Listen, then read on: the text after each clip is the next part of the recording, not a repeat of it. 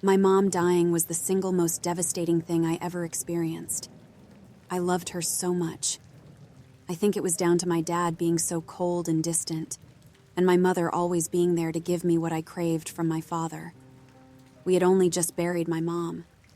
He didn't even wait a month. My mother's side of the bed wasn't even cold before Susan took her place. She was nice, and for a while she tried her best to fill in the gaps I had missed since my mom died.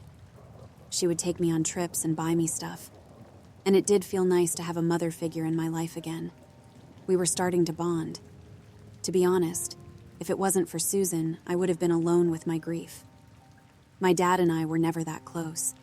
He worked long hours, and even if he was at home, he was never interested in me. I always got the feeling he resented me. I loved him because he was my dad, but there was no real love there. It wasn't long after the honeymoon that Susan's behavior started to change. It started with my dog. Max was the cutest Jack Russell on the planet. My mother bought him for me when I was sick in the hospital one Christmas. It was to make up for me having to spend Christmas Day on a drip and being too sick to get out of the hospital bed. My dad never liked the dog, and Susan knew this. They argued about him constantly, and after a very heated argument, I woke up to find my dog gone. When I asked Susan about him, she snapped at me and told me my dad hated the dog and that was it. That was the first time I'd seen a different side to her. I was sick a lot as a kid. The doctors never found a reason for it. So when I started getting sick again, I didn't think much of it.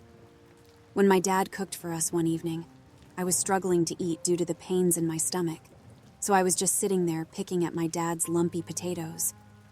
This must have annoyed Susan, who was glaring at me from the other side of the table. "If you're not going to eat, you can starve up in your room," she shouted as she picked up my plate and smashed it off the ground. After that night, her behavior completely changed. She became cold and spiteful and became weirdly concerned about me eating. She was at her worst when my dad was in the room. I had to ask her for permission to eat, and depending on her mood, I either starved or she would sit and watch, making sure I ate every morsel of food. It felt like she was unraveling. Her mental stare seemed to get worse as the months progressed. She became paranoid and started asking me strange questions about how I was feeling. She would ask about how I felt towards my dad and how he felt towards me.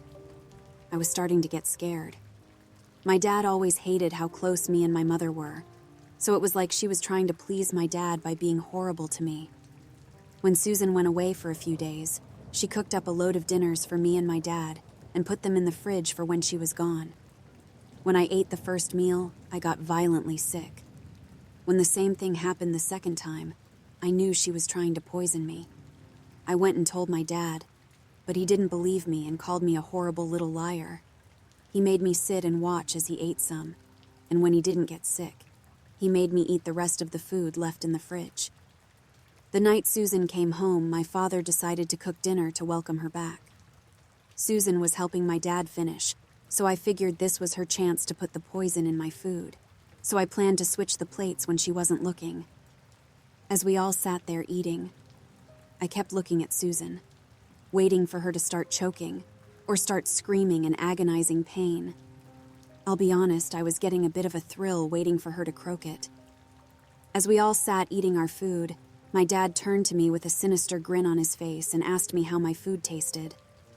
I told him it was the best thing I ever ate while staring at Susan. Then my dad let out a gut-wrenching scream. Holding his throat, he fell to the floor, gasping for breath. I watched in disbelief as my father quickly succumbed to the poison he thought was in my dinner. Susan looked at me and gave me a friendly smile. "I couldn't know for sure if he was trying to poison you, so when I went away, I had the food tested." "How did you know he was poisoning me?" I asked. "When I fed Max some of the food you left on your plate, he got sick. When I brought him to the vet, they told me he was poisoned. He should be okay in a couple more days. Now eat up and we can have ice cream later."